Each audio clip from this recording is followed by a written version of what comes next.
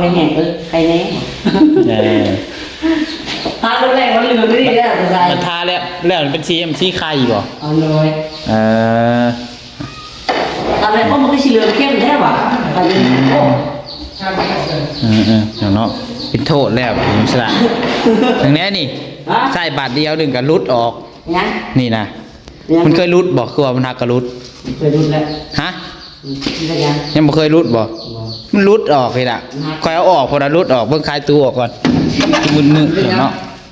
เขามาเบิ่งอยู่นอกพี่เป็นโทษแล้วใส่เธอเดียวหนึ่งกับเนาะเด็ดดิมันรุดออกนี่ล่ะมันอันใส่ได้ยุคะแนนมันเฮาดึงกันนี่นะ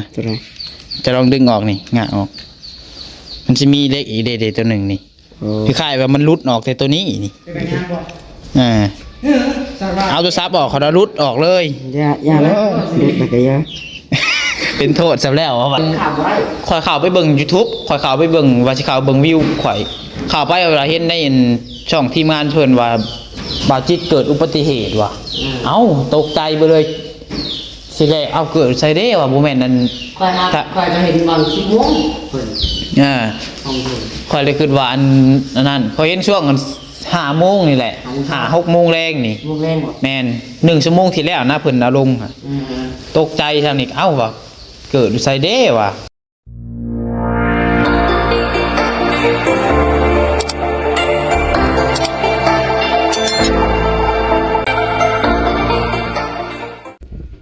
เอาพี่น้องไงเนาะงานข่าวอีกแล้วน้องผัดไทยพี่น้องไงเนาะยืมของเพิ่นบาทเดียวถ่ายคลิปเดียวหนึ่งกับถอดโทรศัพท์ออกคนละอันนี้รุดซับพี่น้องเนาะนี่ของน้องไซลาพี่น้องเนาะไม่กันชันเพิ่นจากมันว่ามันเคยรุดบอกคือบ่เคยรุดพี่น้องคือว่ามันหักรุดแต่น้องผัดไทยครั้งแรกไปจักเนาะเป็นโทษอีกแล้วพี่น้องเอ้ยยังมีแต่เรื่องแต่ราวอันนี้พี่น้องเนาะเป็นโทษน้องไซลาคนไปจักอันนี้เนาะน้องเอ้ยทองเอาพี่น้องเอ้ยก่อนอื่นเบิดกราบทักทายสบายดีสวัสดีพ่อแม่พี่น้อง FC เบิดสุขสุขคนเด้อพี่น้องเด้อเนาะว่าอยู่ภายในและก็อยู่ทางต่างประเทศพี่น้องเอ้ยก็ยินดีต้อนรับเข้าสู่ช่อง YouTube น้องผัดไทยชาแนลอีกแล้วพี่น้องเนาะเอาพี่น้องเอ้ยเนาะจังใดก็ต้องขอโทษขออภัยนำคำนับภาพบ่นิ่งบ่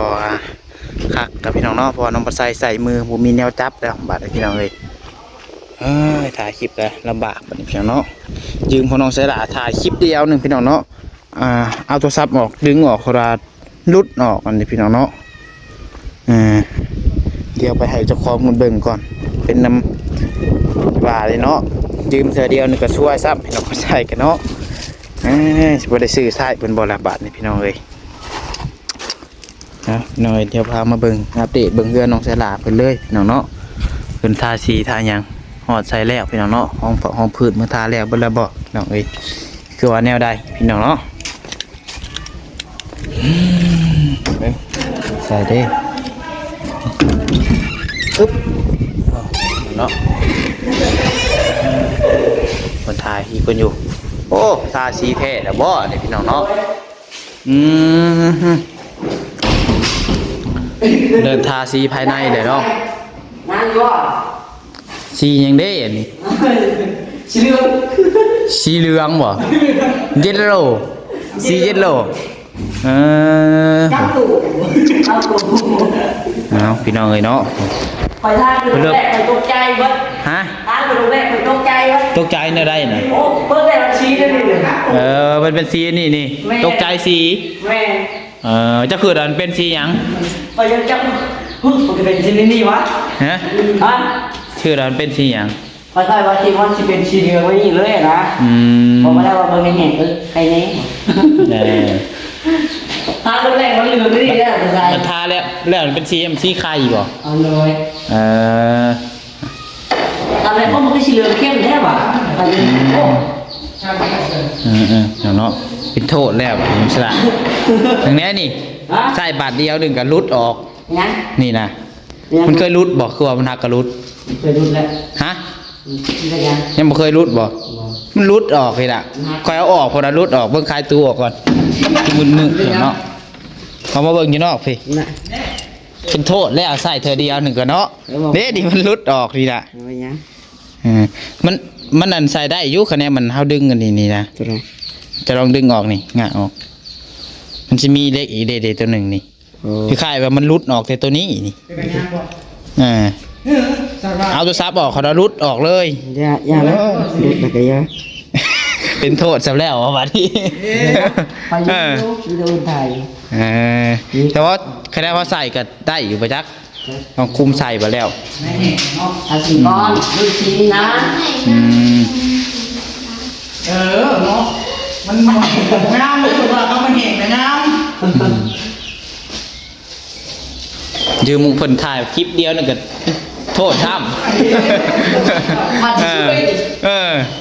โทรศัพท์กาแฟอีกว่าดิโอ้ยจะแบบช่วยขาดว่ามีแต่แล้วนั่นมีแต่เลือกเงินบัดแห้งบ่มีเงินแห้งบดว่าไอ้จูฮอตมือใดพี่น้องเนาะ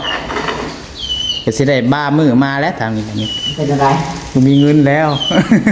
เงินที่ใส่น้ำมันหลุดก็สิบ่มีแล้วพี่น้องเนาะยิ่งใส่น้ำมันขึ้นมา โอ้ยมีหัวแล้ว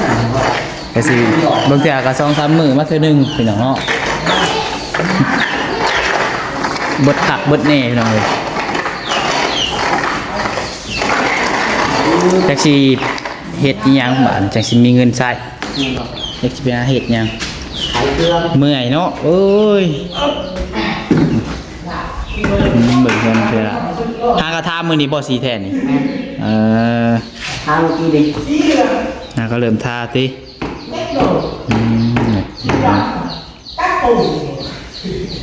สีเหลืองครับสีเหลืองคือว่าสีไข่เนาะมันจะ ทางโรงแรมเนี่ยต้องใจนะทางโรงแรมนี่แรกเหลือง บามันแห้งเลยครับมันอยากออกคล้ายๆเนาะ จางๆไหมทางโรงแรมเขาต้องใจโอ้ยเป็นอย่างนี้เหรอ สีไปให้กับไทยนอกคือกันบ่คือต่าง ต่าง รุ่นสีทางนอกอันนี้เนาะ รุ่นสีทางนอกมันจะต่างสีอย่าง สีภายในสีอันยังก็สีไข่คือว่าสีเหลืองเนาะทางนอกนี่ต้องนั้นอาสีมาตัดต้องสีเขียวพี่น้องเนาะ เหลืองก็ต้องคู่กับเขียว มันลงสีแล้วเนาะ อ้าวเหลืองก็ต้องกับเขียวได้บาดนี่พี่น้องเนาะเริ่มทาแล้วเลยไผ่บุยูบอกกับไม่ในกัน แม่เพิ่นเห็ดข้าวแตงเพิ่นแต่อยู่นะตัดไม้หันเห็ดอาหารแตง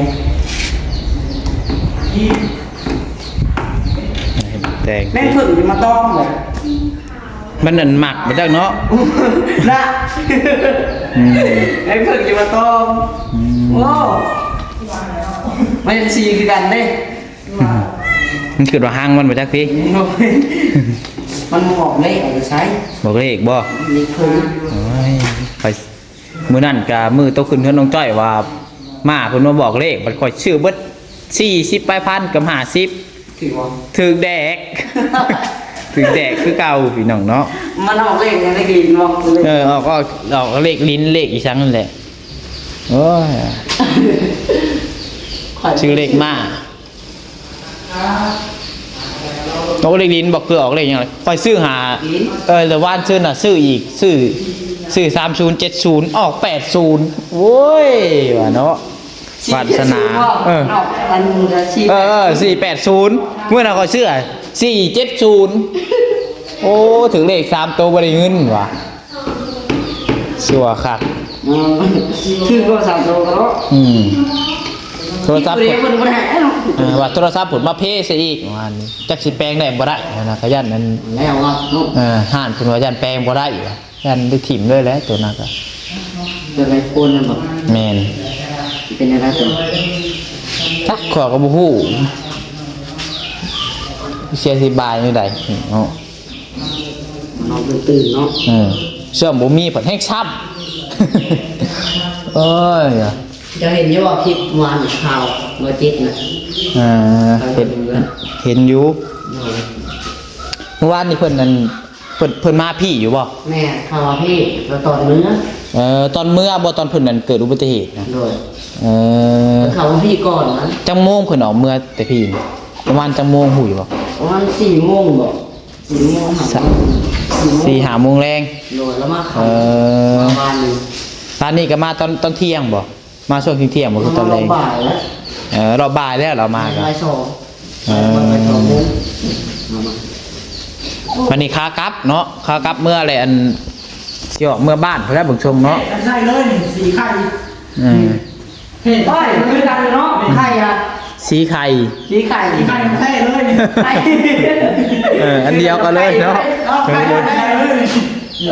สีไข่โมเมนต์สีเหลืองเนาะอันสีเหลืองนี่สีเหลืองนี่เหลืองนี่ สีเหลือง ไข่นี่ไข่นี่ไข่ ไข่ สีเฮือนน้องเสละ โอ้ไข่ของแท้เลยไข่ของแท้คือเลยเนาะคือ ไข่ ว่า แท้เลย สีไข่เลยเนาะเดียวกันกับไข่ นี่โอ้โหจะไข่อุ้มหวานมาดีก่อน อืม เงินดีว่ะ โอ้ทันที โอ้เรื่องบ่จิตแต่กระนอบไตต้นลาวอย่างเลย เมื่อกับปุ๊บเนาะ แม่นพวนกรณีกับ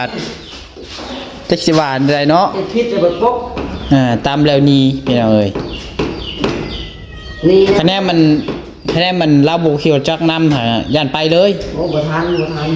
ใครแต่มีอันใครแต่บุญแล้วยังมีอยู่เราอัน นี่ ได้อันหยังหมอน้อยนะพาเราสิ่งรู้จักจนนำทันผู้ดีแม่นผู้ดีฮอดอันทางเวซิโนเนาะเราทันนะพี่น้องเอ้ย คันวิทย์น่าน้อยครับ วิทย์นั่นเลยแล้ว บ่ทัน แล้วเลยจังเราจื้อป้ายรถหรือบ่คันว่านั่นฮะ จืดบ่ทันแล้ว เออ วิทย์น่ะ อ้าวเห็นค่อยกันแม่นค่อยอัน ขับไว้ ข่อยเข้าไปเบิ่ง YouTube ข่อยเข้าไปเบิ่งว่าสิเข้าเบิ่งวิวข่อยเข้าไปเวลาเห็นในช่องทีมงานเพิ่นว่าบาดจิตเกิดอุบัติเหตุว่ะเอ้าตกใจไปเลย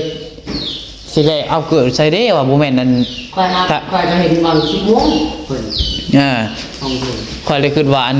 นนั้นพอเห็นช่วงกัน5 โมงนี่แหละ5-6 โมงแรงนี่ ลูกเล่นบ่ แม่น1 ชั่วโมงที่แล้วนะเพิ่นเอาลงค่ะ อืม ตกใจทางนี้เอ้าว่ะเกิดอยู่ไซเด้ว่ะเป็นห่วงคนนั่นแหละทีแรกว่าเป็นหยังบ่เส้นหาบ่เวียงก็ว่ายังบ่ฮู้ยังซ้ำ บ่เวียงเพิ่นก็ว่าคะแนนข่อยประสงค์บอกเพิ่นก็บ่ฮู้ซ้ำเพิ่นว่าอืมหาดสิสวยแล้วก็เนาะ ดีแล้วว่าคนบ่เป็นหยัง แม่น ตลก เขามาเกาะเอาสินะบ่แม่นแบบตำจังๆดอกคือพอยเห็นรถที่แรกเห็นต้นในหูมาขึ้นว่าตำกันจังๆเลยได้ว่าเอ้าคนเป็นหยังบ่เป็นห่วงคนที่แท้แหละ ตกใจเลย บ้านเฮาเขาไปเบิ่งในคลิปผลมันบ่แม่นเลยว่าตำมันจังๆพี่น้องเนาะหลายคนก็คือสิเห็นนี่แหละอันนี้คือเฮามาเว้าย้อนว่าเป็นห่วงอ้ายเพิ่นซื่อๆพี่น้องเนาะคืออันรถมาเกาะเอาแบบว่าเพิ่นสิแซงหรือแซงบ่วิดเนาะแซงบ่วิดแหละมาเกาะเอาเพิ่น นั่นก็บ่แม่นแนวแซงนะบ่นั่นก็ทางโค้งเพิ่นสิแซง แม่นย่านมันเพิ่นบ่ดีอันมีใบขับขี่นะเบิ่งคนน่ะก็เนาะ ย่านบ่มีใบขับขี่บ่มีอันความรู้ซ้ำประจักษ์พี่น้องเนาะมีรถซื่อๆบางคนนี่มีรถแหละครับไปรถได้พี่น้องครับเป็นแหละครับไปเลยบางคนนี่บ่ได้ไปเรียนเรื่องกฎหมายจราจร ไปเลยนะ แม่นขับรถบ่ดีว่าขอโทษนำพี่น้องบ่ดีมารยาทขับรถนะบางคนก็บ่ได้แบบนั้นร่วมดอกพี่น้องเนาะมันก็สิมีเบิดทุกประเทศดอกพวกอันแบบนี้นี่บ่ได้นะว่าใส่ได้พี่น้องเนาะตามที่สังเกตเบิ่งในออนไลน์เพิ่นเห็นอารมณ์ข่าวนั่นนี่แม่นขับรถบ่ดีอันมีมารยาทแบบว่าจากแซงก็แซงโค้งข่อยก็บ่สน ใส่ปากกว่าเนาะ ขับรถบางคนก็กินเลนกินนั่นขับช้าๆนี่ก็ขับกวนเอาบ่เดนบางคนนะพี่น้องขณะบางคนเพิ่นเฮียนนี่เพิ่นสิฮู้เขาได้ว่าคนขับเฮาขับช้าเฮาคนขับอันอยู่เลนใดขับแบบใดคือน้องปัดไส้นี่ก็เฮียนพี่น้องเนาะเฮียนจนมีใบขับขี่ข้างในจบข้างในแต่บ่มีรถใหญ่ครับไปซื้อ เรียนบ่มีความรู้เนาะ มีคมฮู้ที่แรกว่าสิไปอันเฮ็ดอยู่คนส่งเด้ครับรถอยู่คนส่งได้7 มื้อได้อาทิตย์หนึ่งผลออกทนบ่ไหว เมื่อย มันเวียกหนักได้เลยมาเฮ็ด YouTube ครับจะทำครับได้อยู่เพียงหมดกันครับแบบพวกรถนั้นรถเบานี่แหละ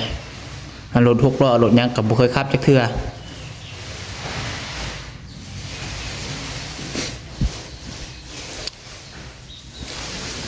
ว่ามีรถก็ต้องไปเฮียนนำแล้วเนาะ บางคนเพิ่นมักง่ายนะพี่น้องเอ้ยบางคนก็บ่ไปเฮียนก็ไปซื้อเอาเลยบางเทื่อก็ไปขับขี่ซื้อบางคนหลายแบบหลายกรณีเนาะแต่ว่าตอนนี้คอยปวดแขนตอนนี้สิได้ถ่ายได้จะคลิปพี่น้องมื้อนี้เนาะโอ้ย ลืมเอาดิ ปัดยืมของน้องหลาพูดว่าเพซับพี่น้องเอ้ยเนาะโอ้ยสาด รั ว่าก ช่ำเนาะ จักสิแม่นหยังจักสิช่วยจักสิว่าหยังพี่น้องเนาะน้องบ่ใส่นี่จักแม่นที่สร้างกระดอกกระดิอยู่แล้วไงถูกเท่าไรแห่งซ้ำพุ่นน่ะเนาะโอ้ย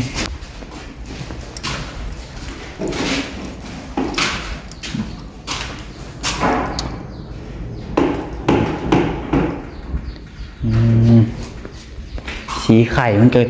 หุ่งอีกแบบหนึ่งนี่เนาะงามอยู่ได้นี่สีไข่กะมันหุ่งอยู่นี่พี่น้องเดินเวลากลางคืนในสีหุ่งคักทางนอกต้องเอาสีเขียวต้องโทรถามบ่จิตว่าสียังบ่จิตทางนอกนี่ถ้าได้เป็นสีฟ้าแล้วว้าวบอกให้เราไปเปลี่ยนเอาสีเขียวมา เราซื้อมาแล้ว ซื้อมาแล้วบ่ เราซื้อมาแล้ว นั่นแหละขอยจะว่าให้โทรถามเราว่าสียังบ่สิคันบ่เป็นสีเขียวแล้วว้าว ประมาณวันสีเท่าฟ้ากับเท่าเหมือนเพื่อนน้องดาว จะเดาครับบ่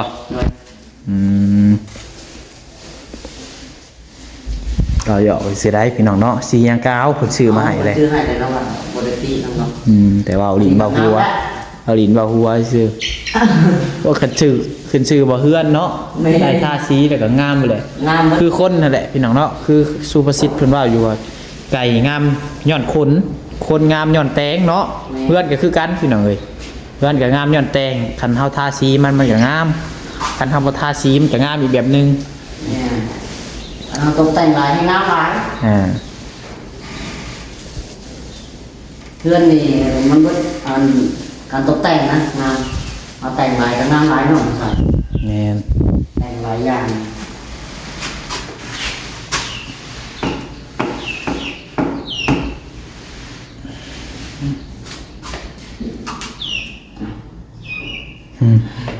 ไข่เด้ฮะเป็นไข่เลยเด้ เป็นไข่แล้ว เอ้า เป็นไข่เด้ฮะ เอ้า ตามันเลยตาไปโลด แต่สีไข่เนาะมันต้องซื้อไข่เนาะเป็นไข่เป็นปุ้งเลยคนแต่นะ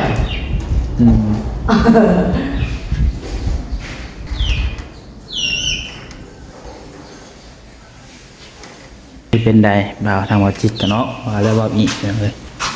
น้องอ่ะคือว่าง่ายๆเป็นว่าเอารถเข้าไปแปลงนะผมคนนั้นจะหักชอบแปลงรถแปลงบ้านเลย ผ่อนก็ยังบ่เบิดแล้วก็เนาะซื้อก็ยังบ่ปีครับได้ว่าหาเดือนแล้วซื้อนะ แม่น ออกมากเลยเนาะช่วงอันเดือน12บ่เราออกรถหม่อง 3-4 เดือนนึงบ่จักพี่น้องเนาะยังบ่ครับหาเดือนยังบ่ครึ่งปี หมุนก่อนเลยกัน จังดีแต่ว่าอันเราบ่แม่นคนผิดยังดีแต่ว่าบ่ได้แปลงเองพี่น้องเนาะยังบุญมีแต่ว่าตัวนั้น แม่นว่าตามที่น้องหลับมึงคิดถ้าว่าช่องพระลูกมันตกคล้องน่ะมาติน้องหลับจะได้ครับถ้าว่าพ่อถ้าว่าประธานผู้นั้นนะประธานพ่อก็จะขับรถไป นี่ก็ว่าเบาจิตรับผิดชอบ เพราะว่ารถเราก็ไปใส่บ่ได้รถก็ตีนแตกอยู่ในหันมา บ่เกี่ยวแล้วเราก็ ฮะ เราบ่ได้แม่นเป็นคนนั้นต่ำ มันก็เว้าบ่ได้แล้วเนาะผู้นั้นบอกประธานน่ะบัดเดี๋ยวนั้นเด้ใจ เราก็เบิ่ง มันจะหาเรื่องใจของรถอยู่ในหันไปได้ได้มาประธานผู้นั้นเอางี้เด้ จังหวะตัวนี้เนาะมันยังบ่เกิด แต่ว่าผู้นั้นน่ะเบิ่งเราก็ดีอยู่ปวนตัวขี่รถจักรช่องตัวลูกนะฮะ แม่น ตัวเรามาเว้าซอยก็ดีอยู่ เพิ่น ผู้เพิ่นอยู่บ่คนในบ้านนี้ คนบ้านเดือเป็นอาจารย์สอนน้องหลังแต่เก่า เพิ่นเว้าคักได้เนาะว่าน่ะเพิ่นเว้าคักได้ว่ะเพิ่นเว้าว่า พูดตามเนาะ คะแนนเว้าขอโทษนำเพิ่นเว้าเพียงเนาะเวลาคะแนนต่ำสุข่อยตายข่อยไผสิเป็นโทษเพิ่นว่าเนาะแต่ว่าในกรณีจะต่ำแบบนี้เพิ่น เราโตเนาะ คะแนนว่าเราตกคลองนั่นนี่แม่นความเราเว้าคักนะว่านี่ของวัดทรายเปิดบุรีมาเมื่อวานนี่พี่น้องเนาะมาทำสีมันเริ่มแห้งไปมันก็เริ่มอันนี้เนาะถ้าจัก ช่องลำนี่ก็โอ้ยงามแล้วนี่ หลับแรกจะมีเนาะ ลำแรกก็ยังหุ่มเลยพี่น้องเลยนะเบิ่งเจาะมันน้องพี่ก่อน ลืมลูก ทางในแล้วเดี๋ยวบ่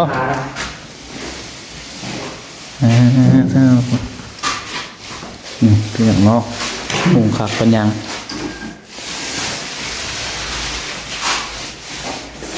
ขักแล้วเนาะ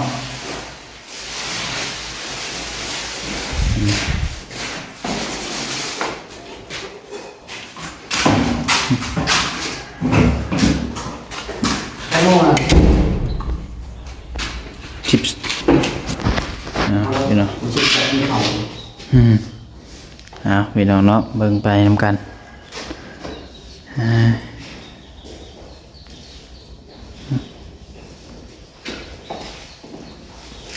หัวแล้วสีทางในแบบนี้รุ่นสีทางนอกแบบนี้พี่น้องเนาะว่าจะเป็นสีหยังคะแนนเป็นสีเขียวคือคอยว่าโอ้ดีป้าขักปัญญังเนาะ ทำเลยถึงเนาะเข่ากับใบไม้ใบตอกเลยถึงเนาะ พูนกัน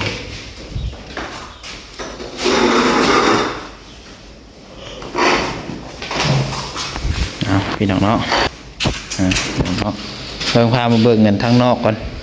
ของครัวเพิ่นฮอดใส่เลยพี่น้องเอ้ย เจี๊ยบข้าง เฮ้ยพี่น้องเนาะ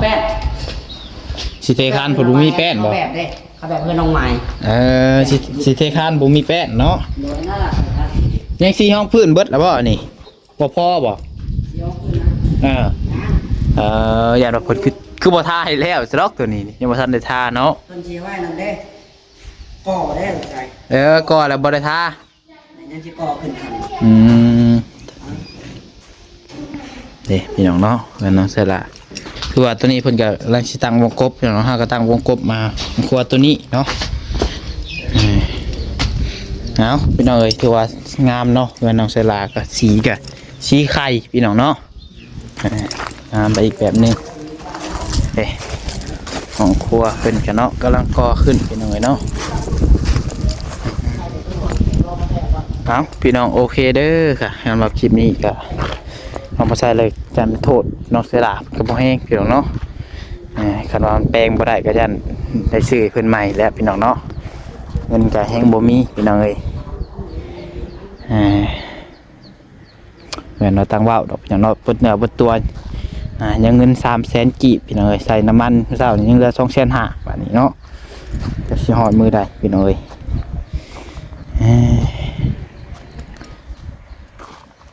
โอเคพี่น้องคลิปนี้ก็คือสิประมาณนี้แหละน้องใส่ก็ขอลาแม่พี่น้องไปก่อนผิดพลาดการใดก็ขอโทษขออภัยหลาย